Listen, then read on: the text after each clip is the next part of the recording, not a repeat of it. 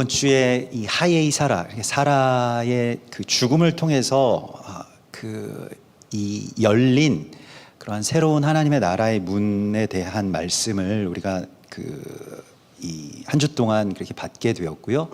또 거기에서 이제 중요한 것은 사라가 이제 죽었는데 그 사라가 그냥 죽어서 그의 인생이 끝난 것에 그친 것이 아니라 새로운 하나님의 역사가 열리면서 막벨라라고 하는 뭐 일종의 어떤 비밀한 땅을 얻게 되고 또 리브가라고 하는 새로운 신부를 찾게 되는 그러한 일들이 이제 열리게 됩니다. 그래서 어떤 것의 이 죽음, 끝, 소멸 이러한 것을 통해서 하나님께서 다시 생명의 역사를 일으키시는 그런 일들을 우리가 이번 한 주 동안 보게 됩니다. 그래서 새로운 신부를 찾는 이야기, 그것이 이제 사라의 죽음이 있어야만 또 가능한 일이었죠. 그러니까 사라가 죽고 그리고 새로운 신부가 이제 세워지게 됩니다. 그래서 이제 그러한 이야기와 왜 오늘 이 요한복음 4장의 말씀이 연결이 되냐면 리브가가 아브라함이 이제 보낸 아브라함의 사신이죠. 아브라함의 늙은 신실한 종이 멀리서 이제 낙타를 타고 이제 낙타 10필과 함께 아주 대규모 어떤 그런 원정단이었다고 보여지는데요. 낙타 10필과 함께 그렇게 온 이 나그네를 이 우물가에서 영접하고 또 낙타 늙은 종뿐만이 아니라 낙타에게까지 물을 마시게 하면 이 사람이 신부인 줄을 내가 알겠습니다라고 하나님께 늙은 종이 기도했을 때 정말로 리브가가 혼자서 낙타 10필, 그것도 아주 목마른 낙타 10필에게 물을 마시는 그런 장면을 우리가 보게 됩니다. 이스라엘의 이 고대의 우물이라고 하는 것은 뭐 이렇게 함지박으로 이렇게 이 길어 올리는 그런 형식이 아니라 이제 땅 아주 지하 깊은 곳에 어두컴컴한 계단을 한참 내려가서 그곳에서 물을 퍼가지고 담아서 그 물동이를 이고 또 올라오는 그런 일을 해야 됐습니다. 그래서 그게 굉장히 고된 일인데 사실 물이라고 하는 게 항아리에 담아보면 아시겠습니다만 굉장히 무겁지 않습니까? 그거를 계속 퍼날랐다는 거예요. 그래서 뭐 낙타 한 마리가 마시는 물의 양이 어마어마하다고 합니다. 근데 그거를 다 먹인 리브가가 이제 신부로 서게 되는 그런 이야기를 우리가 보게 되고요. 오늘도 목마르신 예수 그리스도께서 물을 좀 달라라고 하는 이 수가성의 한 여인과의 만남이 이제 리브가가 우물가에서 만난 그 만남과 연결돼서 우리 가운데 이제 계시되고 있습니다. 그래서 이게 비슷한 사건이라고 할 수가 있겠는데요. 새로운 신부가 찾아지는 그런 이야기가 되겠습니다. 그래서 수가성이라고 하는 곳이 이제 구약 성경에 보면 성경의 지명에서는 세겜이라고 하는 곳이고요. 그래서 아브라함의 아내인 사라의 죽음을 통해서 막벨라라고 하는 곳을 얻은 곳은 헤브론이라고 하는 곳입니다. 헤브론과 세겜은 우리가 아마도 이스라엘 가보신 분들은 이제 가보셔야지 알게 되는데 헤브론이나 세겜은 위험해서 잘 안 들어가는 곳이죠.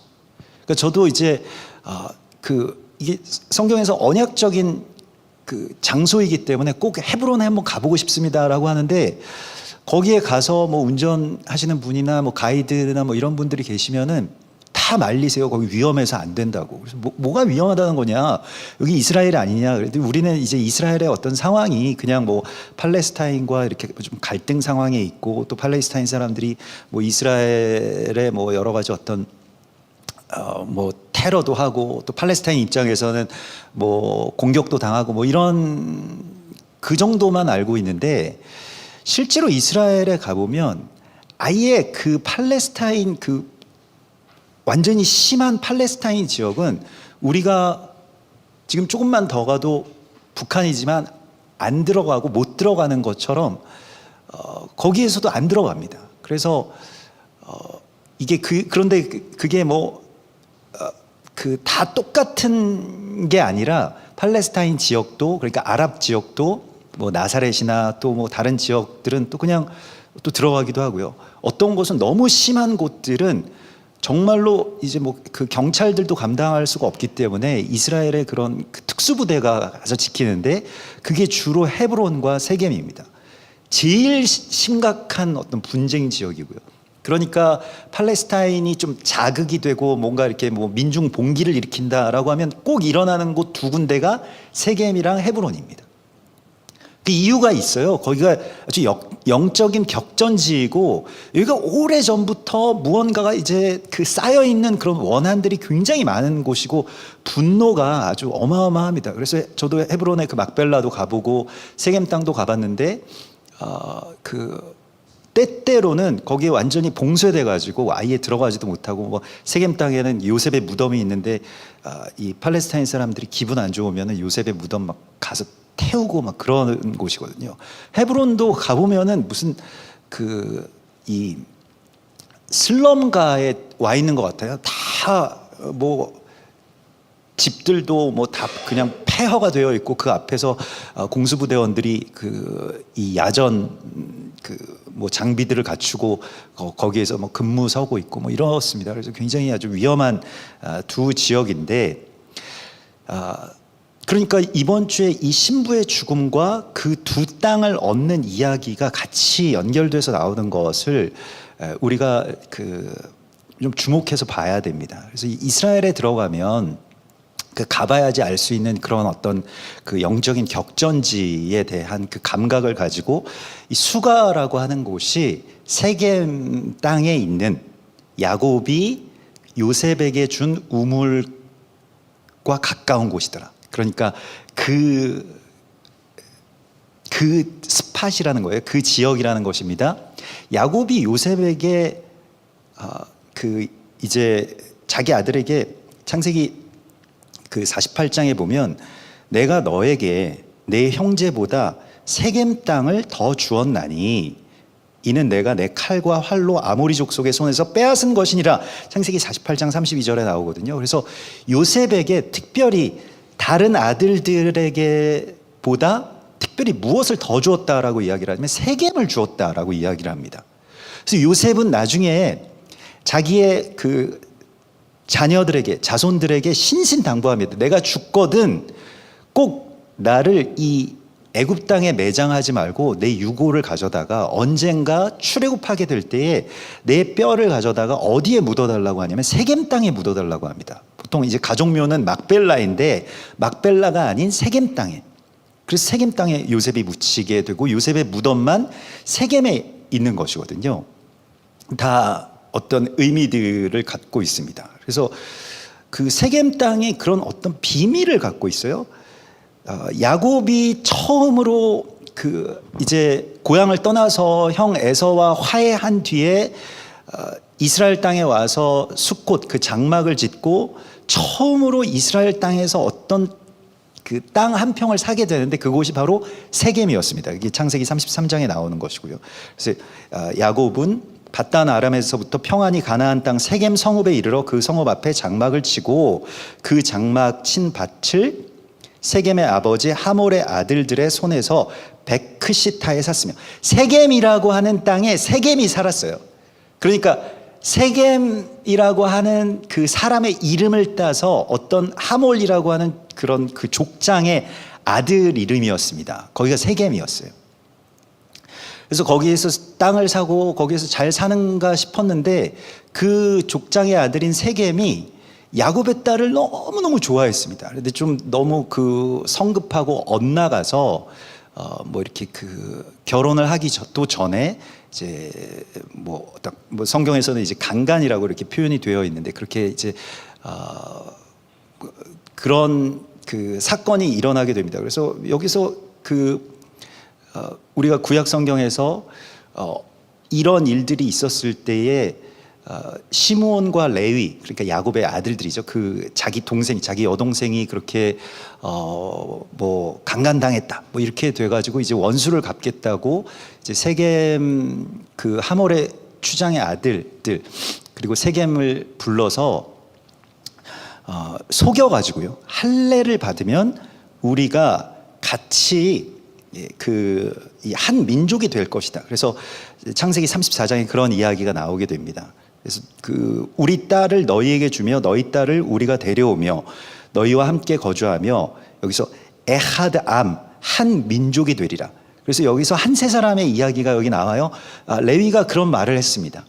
그래서 당신들이 할례를 받으면 우리와 한 민족이 될 것입니다 라고 하는 이 에하드에 대한 말씀이 그런 선포를 했는데, 근데 그걸 이제 속였다는 거예요. 그래서 그 할례를 받고 제3일째 되는 날에 쳐들어가 가지고 완전히 이제 그 몰살시키는 일들이 일어나게 됩니다.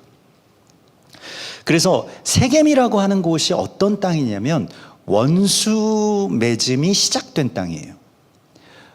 우리가 이제 양국에 꼬여버린 어떤 실타래 이렇게 이야기를 하지 않습니까? 실이 꼬이는 것의 첫 그 시작점이 어디냐, 풀어야 될 그런 어떤 실타래가 어디에 있느냐라고 하는 것을 알려주는 곳이 바로 세겜입니다. 원수 맺음의 땅인 거예요. 그래서 이 원수 된다라고 하는 것은 그냥 이렇게 별로 무관심하면 원수도 안 되죠. 우리가 이스라엘에 대해서 원수가 아니었던 이유는 우리가 이스라엘에 대해서 무지하기도 하고 무관심하고 접촉이 없었기 때문입니다. 근데 가까이서 내가 굉장히 사랑하는데 거기에 대하여서 이런 식으로 어떤 그 폭력으로 이 저주나 폭력의 어떤 대가를 받게 되면 이제 그때부터 원한들이 시작이 되고 원수 맺음이 시작이 되는데, 세겜이 그런 곳이었다는 것입니다. 그래서 이방과 이스라엘이 서로 원수된 땅이 바로 세겜이에요. 그래서 야곱이 나중에 야곱의 축복인 이 창세기의 마지막 그 장면 가운데 야곱이 축복하지 않습니까? 근데 야곱의 축복에서 시므온과 레위에 대해서는 내 영혼아 그들의 모의에 참여하지 말지어다, 내 영광아 그들의 집회에 참여하지 말지어다, 거기에 대해서 계속해서 말하고 있습니다. 그래서 그들이 그들의 분노대로 사람을 죽이고 그들의 혈기대로 소의 발목 힘줄을 끊었음이로다. 소의 발목 힘줄을 끊었다는 거예요. 그게 세겜이고 이방인이라고 하는 것입니다. 그래서 이방에 대해서 이런 어떠한 그 원한이 생긴 것이 이제 그 레위와 시므온이 했던 일이고, 이것이 계속 쌓이고 쌓여서 결국에는 이게 완전히 고착됐는데, 예수님 때에는 지금과 마찬가지로 사마리아라고 하는, 사마리아가 이제 세겜 그 지역이죠. 근데 사마리아에 들어가질 않았다는 것입니다. 그래서 갈릴리에서 예루살렘으로 가는 아주 주요한 세 가지 루트가 있는데, 그 중에서 제일 가깝고 제일 편한 길이 이 세겜 땅을 통과해서 사마리아를 통과해서 갈릴리로 오가는 길이었습니다. 안 그러면 저쪽 유다 광야를 지나가지고 요단강까지 가서 거기에서 또 거슬러 올라가는 길이라든가, 아니면 지중해까지 가서 또 거기서 거슬러서 삥 돌아가는 길이라든가, 다른 길들을 가야만 되는데 굉장히 먼 길이거든요. 2배 이상 시간적으로도 차이가 나는 곳인데, 그런데 이제 유대인 남자들은 유대인 남자뿐만이 아니라 여자들 다 마찬가지고 사마리아를 통과하는 일이 없이 그렇게 다 돌아다녔다는 것입니다. 그런데 예수님께서 사마리아를 통과해서 가시는 것을 우리가 이제 보게 됩니다. 그래서 실제로 이스라엘에 가서 그러면 저도 세겜 땅에 들어가거나 헤브론 땅에 들어갈 때에 정말 버스 기사한테 사정 해가지고 이제 우리 꼭 가야 된다, 여기 안 가면 안 된다, 그래서 팁도 주고 사정 하면은 이제 겨우 그 스케줄에 이제 포함을 시켜주긴 하는데, 그래서 갈 때 그럼 어떻게 가나 보자 했더니 유대인 운전기사 드라이버인 경우에는 중간에 자기 아는 이 아랍 기사랑 교대하더라고요. 그래서 바꿔가지고 거기서 들어갔다가 나오면 또 다시 그런 식으로 이제 들어가곤 하더라고요. 유대인들 절대로 들어가지 않는 그러한 땅들이 있다라고 하는 것이 지금도 마찬가지로 세겜 땅이 그렇게 묶여 있습니다. 그래서 그 저주가 아직 풀어지지 않았는데, 예수님께서 지금 그 저주를 풀기 위해서 세겜 땅에 들어가신 것입니다. 그래서 정확하게 이 요한도 정확하게 그것을 표현하고 있죠. 야곱이 요셉에게서 준 우물과 가까운 곳이다. 그 의미가 무엇인지를 우리가 알아야 이 이야기를, 또 영과 진리로 드리는 예배가 무엇인지까지도 알 수가 있습니다. 세겜은 그 이름의 뜻이 하몰의 슈장의 아들의 이름이기도 하고, 세겜이라고 하는 그 지명과 그 이름의 뜻은 어깨라는 뜻입니다. 우리의 이 양 어깨. 예, 그래서 그 어깨라고 하는 그런 뜻을 우리가 좀 기억하시고요. 거기에 이제 뭐 나중에 신명기서에 보면 그 세겜 땅 앞에 두 산이 양쪽에 이렇게 이 낙타 등처럼 솟아올라 있는데, 그게 그리심산과 에발산입니다. 그래서 축복의 그리심산과 저주의 에발산, 여러분 아시죠? 그 양 어깨처럼 그 앞에 있는 것이 이제 세겜 땅입니다. 굉장히 독특한 그런 땅이고요. 예전부터 그러니까 사마리아 사람들이 거기에 제단을 쌓기 전부터 그러니까 예루살렘이 생기기 전에 이 고핫이라고 하는 이 레위의 제사장들에게 준 땅이 또 세겜입니다. 그래서 거기에 성소가 먼저 있었고요.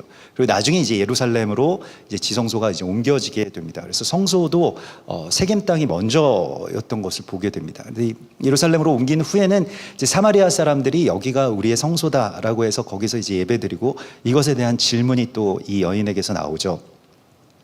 그래서 오늘 보면 예수님께서 피곤하시고 목마르신 장면을 우리가 보게 됩니다. 성경에서 예수님이 내가 목마르다라고 하시는 것이 십자가상에서뿐 아니라 오늘 이 요한복음 4장의 이 세겜 땅에서 예수님께서 피곤하시더라. 그리고 오늘 6절에 보면 야곱의 우물이 그곳에 있더라. 예수께서 길 가시다가 피곤하여 우물 곁에 그대로 앉으시니 때가 6시쯤 되었더라. 그래서 정오 12시경 되는 그런 한낮에 예수님께서 너무 지치셨어요.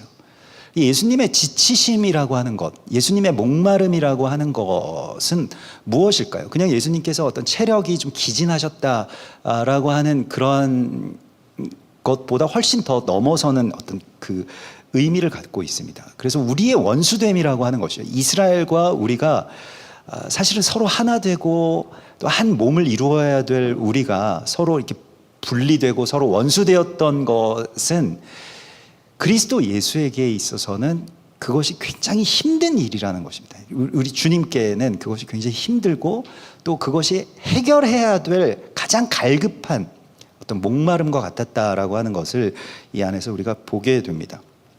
그리고 그곳에서 같은 목마름을 갖고 있는 새로운 어떤 신부와 같은 여인을 만나게 됩니다. 그게 바로 사마리아 여인이죠. 사마리아 여인은 기독교 어떤 그 전통과 해석이나 뭐 신학 안에서는 사마리아 여인에 대해서는 어떻게 해석하냐면 그냥 좀 그 사연이 많은 뭐 아주 기구한 운명을 타고난 어떤 뭐 여성이었다라거나 뭐 그 정도도 그걸 훨씬 더 넘어서서 뭐 창녀가 아니었을까 뭐 이렇게 뭐 해석하는 것이 거의 주류였습니다. 사마리아 여인과 예수님의 이 대화가 굉장히 많은 비밀들을 갖고 있기 때문에 그냥 그런 식으로 이렇게 폄하되었었는데요. 그런데 사실은 저는 개인적으로 성경에 특별히 이 복음서에서 예수님과 대화한 사람들 가운데 가장 깊고 수준 높은 대화를 정말 뭐 선수들끼리 주고받는 어떤 그런 대화, 그게 이제 그 사람들이 무슨 말을 하는지 잘 이해를 하지 못하는데 그런 정말로 이 영과 영의 어떤 그런 교감이 일어나는 그런 대화가 오고 가는 것을 보게 됩니다. 그래서 이 여자가 이 말을 어떤 말을 하느냐를 보면 그 사람에 대해서 알 수 있는데, 이 여인은 보통 사람이 아니고 거의 정말 선지자급의 그러한 아주 굉장한 어떤 영적인 어떤 그런 목마름과 그 통찰을 갖고 있는 사람이고, 예수님께서 그래서 만나셔서 무언가를 푸십니다. 세겜의 그 오래된 그런 원한들을 푸시는 것이죠. 예수님이 목마르신데 같이 거기에 대해서 이 세겜 땅의 수가성의 이 여인도 내가 목마릅니다. 나에게 그런 생명생수를 주소서라고 하는 자신의 목마름에 대해서 예수님께 그렇게 구하고 있는 것을 보게 됩니다. 그래서 내가 주는 물을 마시는 자는 영원히 목마르지 아니하리니 내가 주는 물은 그 속에서 영생하도록 솟아나는 샘물이 되리라. 그래서 이 영원한 생명생수를 네가 앞에 있는 내가 누군 줄 알았으면 나에게 구하였을 것이다. 그때 이 여인이 주여 그런 물을 내게 주사 목마르지도 않고 또 여기 물기로로 오지도 않게 하옵소서.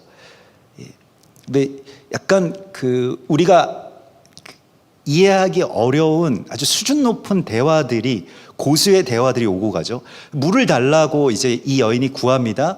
그러니까 같은 목마름으로 이 목마름을 해결할 수 있는 물이 무엇입니까? 라고 했을 때 예수님께서 그래 내가 물을 주겠다. 이제 물을 주셔야 될 차례잖아요. 근데 물을 주시지 않고 가서 너의 남편을 데려와라. 이렇게 말씀을 하시죠.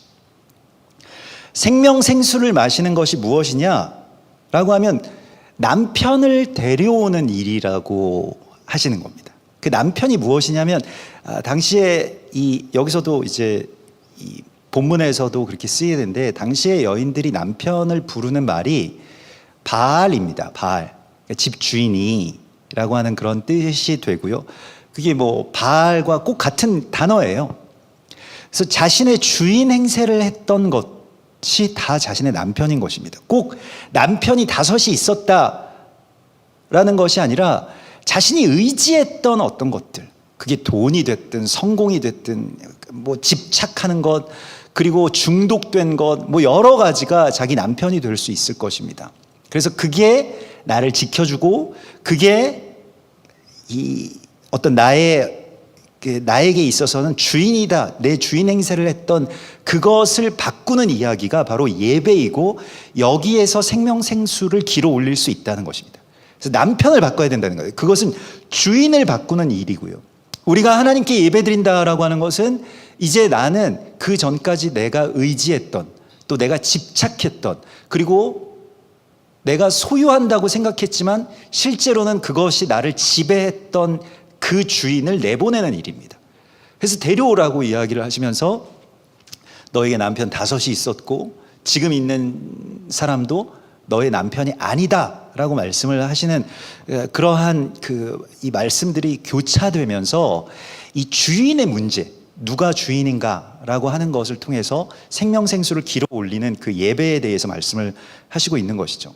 계속 우리가 이 세상에서 뭐 돈을 추구하거나 아니면 성공을 추구하거나 뭐 먹는 것으로 우리가 만족을 얻거나 아니면 사람의 어떤 관계, 인정, 뭐 좋아요, 뭐 이런 것들, 뭐 인스타그램이나 뭐 SNS에서 올려지는 그런 것들에 대해서 각광받는 일, 그런 모든 것들이 계속 목마르거든요. 그러니까 그게 좀 잠깐 한 모금 마시면 좀 목을 축이고 오늘 좀 기분이 좋다 싶다가도 또 계속 목마르고 더 계속 목이 갈하게 되는 것이죠. 진정한 주인을 만날 때까지는요. 근데 진정한 주인을 만나는 이야기가 바로 이 여인과 예수 그리스도의 만남에서 일어났던 것이고, 그냥 이것은 그래서 그냥 거기에서 그친 것이 아니라, 그래서 그냥 예배에 대해서, 예배는 뭐 주인을 바꾸는 이야기니까 여기까지는 우리가 다 알고 있는 일이라고 할 수가 있겠습니다만은, 이제 이 한 세 사람의 관점에서, 원유맨의 관점에서 이 세겜 땅의 이야기가 더 나아가는 이야기가 펼쳐지게 됩니다. 그래서 유명한 말씀이죠. 예배하는 자는 영과 진리로 예배할지니라. 예전 성경에서는 신령과 진정으로 예배할지니라 라고 했어요. 근데 그 신령과 진정으로 예배할지니라 라고 하는 것은 번역적으로 굉장히 오해를 갖기가 꼭 알맞은 단어이기 때문에 개역개정에서는 영과 진리라고 하는 말로 바뀌었는데, 무슨 뜻인지는 뭐 둘 다 알기가 어렵습니다. 오히려 신령과 진정이라고 하면 우리가 좀 진정성을 가지고 성령 안에서 예배를 드리는 것이 아니겠는가, 저도 그렇게 생각했었거든요. 근데 영과 진리라고 하니까 이것은 좀 더 뭔가 이렇게 건조해진 것 같고 감동이 좀 떨어지는 것 같아서 저도 한동안 신령과 진정이 더 나은 번역 아닐까? 근데 왜 영과 진리라고 했을까? 이게 좀 의아했습니다. 그런데 이게 예배 태도에 대해서 말씀하고 있는 게 아니에요. 예배 드리는 자가 영과 진리로 예배할지니라라고 하는 것은, 지금 이 여인이 예수님과 대화하다가 그럼 예배 어디서 드려야 됩니까? 우리의 선조들은 사마리아, 여기서 예배 드리는 것이 예배라고 하는데, 그런데 유대인들 보면 예루살렘에서 예배드려야만 예배를 드리는 것이다 라고 말합니다. 우리 어디서 드려야 됩니까? 라고 했을 때 예수님께서 어디서 드려야 되는지를 말씀하신 것이 바로 이와 같이 예배할 때가 오나니 곧 영과 진리로 예배드리는 바로 그 예배를 드리라고 말씀을 하시고 있어요. 그럼 영과 진리가 무엇이냐? 이제 이게 우리에게 있어서는 뭐 예배 태도나 뭐 이런 것이 아니라 굉장히 수준 높은 예수님의 어떻게 보면 숨겨진 비밀과 같아서 이게 이제 열릴 때만 열리게 되는 그러한 그 비밀의 어떤 대화들이 이렇게 오고 가게 되는데, 예수께서 이르시되 여자여 내 말을 믿으라. 이 산에서도 말고 예루살렘에서도 말고 너희가 아버지께 예배할 때가 이르리라. 이게 21절의 말씀이죠. 그런데 그러면 이제 이런 장소를 초월해서 뭐 유대인들이 그렇게 주장하는 예루살렘도 아니고 또 이방인들이 주장하는 이 사마리아도 아니구나 라고 해서 장소를 초월해서 예배를 드릴 수 있구나 라고 이렇게 나올 것 같았는데, 그 다음 절에 보면 22절에 너희는 알지 못하는 것을 예배하고 우리는 아는 것을 예배하노니 이는 구원이 유대인에게서 남이라. 갑자기 또 구원이 유대인에게서 난다고 말씀을 하세요. 너희는 알지 못하는 걸 예배하고, 넌 몰라도 너무 몰라, 구원은 유대인에게서 나는 거야, 이렇게 말씀하신 것처럼 보인다는 것입니다. 구원은 오직 예수 그리스도로 말미암는데 구원이 유대인에게서 남이니라 라고 하는 말씀은 또 갑자기 여기서 화해 무드에서 갑자기 또 이런 말씀을 하시니까 이것도 역시 유대인은 유대인이구나 뭐 이렇게 생각할 수도 있는 것이죠, 이 여인이. 그런데 구원이 유대인에게서 난다라고 하는 것은 영과 진리로 예배할지니라와 같은 어떤 맥락에서 우리가 볼 수가 있습니다. 그러니까 사마리아인들이 유대인 또 예루살렘을 부정하고 토라를 대체하는 사마리아 토라라고 하는 것이 있었다라고 합니다. 그러니까 유대인들 싹 빼고 구원은 그냥 이방인과 하나님과의 관계에서 일어나는 일이다. 이게 일종의 사마리아 대체 신학의 어떤 원조예요. 사마리아가 이스라엘 필요 없다는 거예요. 유대인 필요 없다는 겁니다. 그런데 예수님께서 정확하게 거기에 대해서 말씀하십니다. 유대인이 먼저다. 그래서 로마서 1장 16절에서도요. 내가 복음을 부끄러워하지 아니하노니 이 복음은 모든 믿는 자에게 구원을 주시는 하나님의 능력이 됨이라. 먼저는 유대인에게요. 또한 헬라인에게로니라. 이렇게 말씀을 하시죠. 먼저는, 그러니까 가장 우선되는 것이 이제 유대인이고, 이방의 교회가 이제 이스라엘과 원수되어서 아예 이스라엘 지워버리고 그냥 이스라엘 상관없이 우리만 예수 잘 믿으면 천국 갈 수 있다라고 하는 그런 믿음 안에서 우리가 이때까지 예배 드려오지 않았습니까? 그런데 예수님께서 정확하게 말씀하신 거예요. 유대인, 우선적으로 유대인이다. 그리고 우선적으로 이스라엘, 그리고 이스라엘은 아는 것을 예배한다라고 말씀을 하셨습니다. 그게 무엇입니까? 이게 이스라엘은 그 유대인의 유익이 무엇이뇨? 로마서에서 말씀하셨을 때 로마서 3장 1절에 유대인의 나음이 무엇이며 할례의 유익이 무엇이냐? 범사에 많으니 우선은 그들이 하나님의 말씀을 맡았습니다. 유대인들은 하나님의 말씀을 맡은 자이고, 이게 무엇입니까? 진리입니다. 에메트, 말씀, 진리, 토라. 이게 유대인들은 말씀을 알고 그걸 믿고 있습니다. 그렇죠. 유대인들에게는 그것이 있어요. 그러면 이방의 교회에게는 무엇이 있는 것입니까? 영으로 예배하는 것이 있죠. 성령이 우리 가운데 임하시고, 그리고 교회가 세워지고 이방이 성령 안에서 주님을 예배하는 그런 일들이 일어나지 않습니까? 그게 이방 교회의 예배라고 하는 것이죠.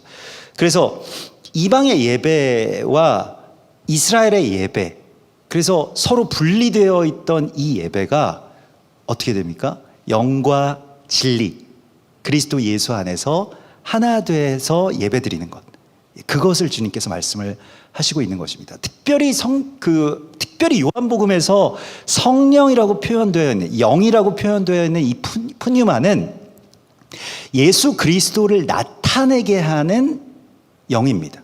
그러니까 성령님이신데, 근데 성령님이 독자적으로 활동하시는 것이 아니라 꼭 우리 안으로 오셔서 어떤 일을 하시냐면 예수 그리스도에 대해서 증거하시고 예수 그리스도를 나타내신다라고 그렇게 표현하고 있습니다. 그러니까 요한복음에서의 성령님은 예수님이 죽으셔야지 오시는 새로운 예수님이십니다. 그러니까 예수님과 같은 것인데, 사실 말씀도 그렇고 또 예수님도 그렇고 성령님도 그렇고 다 예수 그리스도이시죠.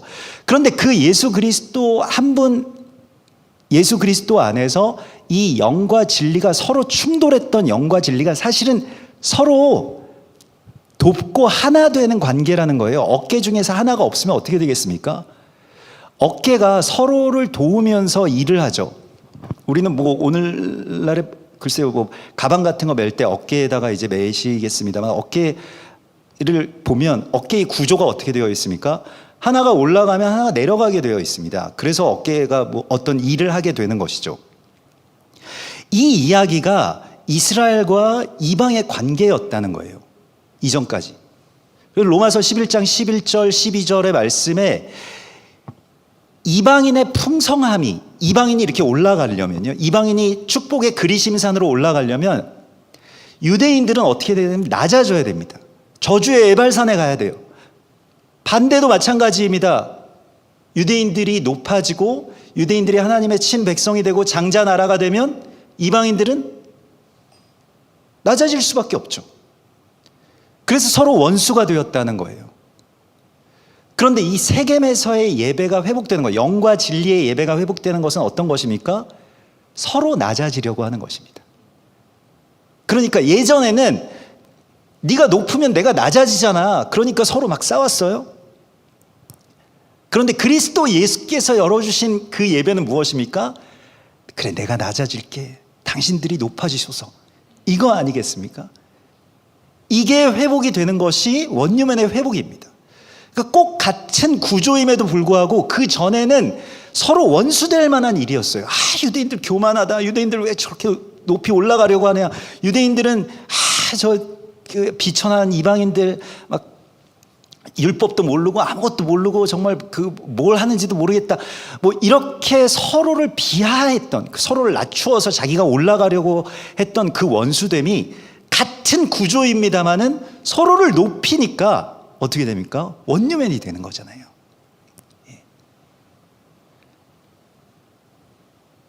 그래서 제가 그 오랫동안 이렇게 그 친하게 지내는 목사님 내외 분이 지난 수요일 날 이 브래드 쇼에 나오셨더라고요. 최영도 목사님, 미치오 사모님. 그래서 너무 좋아하는 분들인데 그렇게 그 서로 이렇게 잘 높이고 이렇게 섬기시는 모습을 보면서 많이 배웁니다. 근데 이게 자기가 높아지려고 하는 것이 아니라 자기가 어떻게든 낮아져서 상대방을 높이려고 하는 것. 그래서 뭐 브래드 쇼에도 뭐 그렇게 이야기하셨습니다. 남편이랑 아이들이 한국팀 축구 응원하니까 저도 한국팀 응원합니다. 이렇게 말씀을 하시잖아요. 그래서 뭐 어디가 높다, 어디가 낮다 이런 것이 아니라 어떻게든 내가 낮은 곳에서 상대를 높여주려고 하는 것이 예배라는 것입니다. 영과 진리의 예배인 거예요. 그래서 성령님께서는 자기 자신을 드러내지 않으시고 예수 그리스도를 계속 높이시죠. 예수 그리스도께서는 성령님이 오시게 하시기 위해서 당신의 목숨을 내놓으십니다. 내가 떠나야 보혜사 성령님이 오신다. 그래서 이게 상실이 아니고요. 이게 자기의 어떤 추락이 아니고요. 내가 낮아질 때, 이스라엘을 높일 때, 그때 하나님의 역사가 일어나는 것입니다. 그래서 기꺼이 그 전에는 어쩔 수 없이 그 일들이 일어났을 때에는 원수되는 그런 일들이 이제는 기꺼이 우리가 이스라엘을 위해서 희생하고 헌신하고 낮아지겠습니다 라고 할 때 이스라엘 높이면요, 이스라엘 존귀하게 여기면요, 이스라엘 제사장 나라로 세우면요, 그러면 열방이 복을 받게 되지 않습니까? 우리가 비천해지는 거 아닙니다. 거기에 그리스도 예수의 이 영과 진리로 드리는 예배의 비밀이 있다라고 말씀을 하시고 있습니다. 그래서 우리가 이제는 이런 새로운 신부가 이제 그 세워지고 또 새로운 예배가 세워질 때가 되었다라고 말씀을 하시고 있고요. 브레드 TV에서 그 지난 10여 년 동안 걸어오신 이 길들 속에서 또 이스라엘을 사랑하는 마음, 이스라엘 높이고 이스라엘 중요하고 이스라엘에 대해서 어떤 소식이든지 전해서 또 같이 기도하고 했던 그 모든 일들이 이 세겜에서의 축복처럼 또 그것이 서로를 높이고 또 모든 것들이 잘 회복되게 하는 그런 새로운 신부의 이야기였음을 하나님께서 말씀하십니다. 이러한 귀한 새 예배가 브레드 TV뿐만이 아니라 여러분들의 가정에서나 또 교회에서 이 땅뿐만이 아니라 전 세계의 모든 성도들 가운데 이 세겜의 예배, 영과 진리의 예배, 이스라엘과 이방의 예배, 원유맨의 예배가 세워지기를 간절히 소망합니다. 같이 기도하겠습니다. 주님 감사합니다. 우리들 참으로 한 생명이 죽어서 새로운 생명이 이 세상 가운데 세워지게 되는 것과 같이 그리스도 예수께서 우리를 위해서 죽으셔서 성령님이 우리 가운데 오신 것처럼 사라가 죽고 리브가가 세워진 것처럼 이스라엘을 우리가 높이고 우리가 낮아지고 또 우리를 위해서 유대인들이 고난받고 또 많은 고통과 죽음을 당하였던 것처럼 우리가 서로를 섬기고 또 서로를 높이는 이 귀한 예배 또 귀한 한세 사람의 연합으로 돌이키게 하여 주시옵소서. 세겜을 풀어주시고 헤브론을 풀어주실 주님을 기대하고 전에 원수되었던 것이 이제 다시 주님 안에서 한세 사람을 이루고 서로를 높이는 그 온전한 예배자들로 우리가 설 수 있도록 인도하여 주시옵소서. 거룩하신 예수와 메시아 이름으로 감사하며 기도드리옵나이다.